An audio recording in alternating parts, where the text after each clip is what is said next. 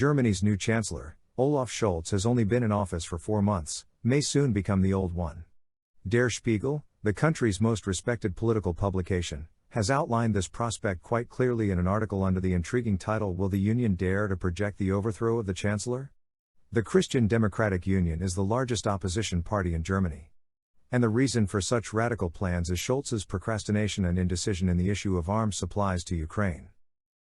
The question is that the CDU intends to resolve the arms issue bypassing the indecisive Chancellor by presenting a corresponding initiative to the Parliament.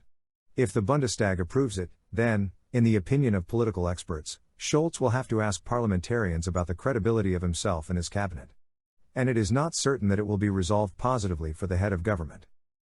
However, it should be clarified that Scholz and his ministers have nothing against supplying Kiev with weapons. A number of such supplies, including, for example, grenade launchers and portable anti-aircraft missile systems, have already been made. The stumbling block is the so-called heavy offensive armament, tanks, infantry fighting vehicles, self-propelled artillery systems, helicopters, air defense systems. Here Scholz is a rock. Despite the requests from Kiev to Berlin to provide such weapons. Despite opinion polls showing that the majority of Germans, according to the Sociological Institute Infratestimap, 55%, are in favor of providing heavy weapons to Ukraine. Despite, finally, the position of the government coalition partners.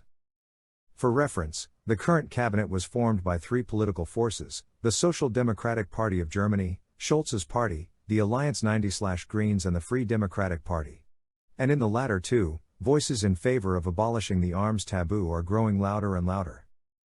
I can only speculate as to why the Chancellor is putting the brakes on this. Anton Hofreiter, head of the Bundestag's EU Affairs Committee and one of the Greens' frontmen, said in a recent interview with Deutsche Welle, recognized in the Russian media as a foreign agent, "I do not see any reasonable reasons for this."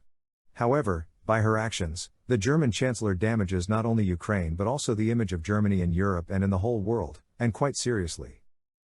The rhetoric of the Chancellor's nominal political allies practically does not differ today from what his registered rivals are saying. To compare, here's a recent statement by CDU leader Friedrich Merz: "By his behavior, he, Scholz, MK, is endangering the cohesiveness of the whole community of states in relation to Russia. We want to know what is supplied and above all for what reasons the German government does not want to supply what is available." Actually, the calculations of the Chancellor's collapse are based on the fact that the Greens and the FDP will support the CDU proposal in the vote, which risks the collapse of the government coalition. Scholz is playing with fire, warns political expert and historian Andreas Retter. If he does not change his position, another coalition could be formed, of the CDU, the Greens, and the FDP. He is thus putting the fate of the cabinet on the line.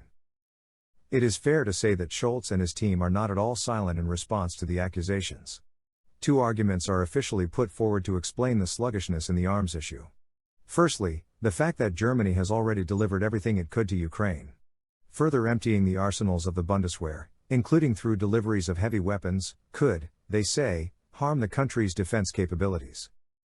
Secondly, government officials and near-government experts argue, it makes no sense to supply such weapons and military equipment, as it would take a long time to train the Ukrainian military. For example, it takes the Bundeswehr about 2 years to learn how to use the Leopard tanks. However, as Der Tagesspiegel newspaper recently found out by questioning SPD members in the Bundestag, there is another, much more serious motive: the ruling party is very much afraid of becoming a belligerent party in the eyes of Putin.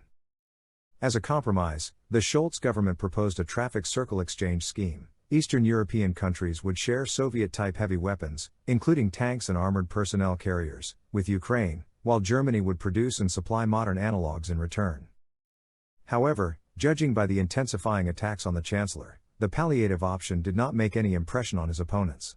According to the German press, the issue of sending heavy weapons made in Germany to Ukraine may be raised by the CDU faction in the Bundestag as early as next week.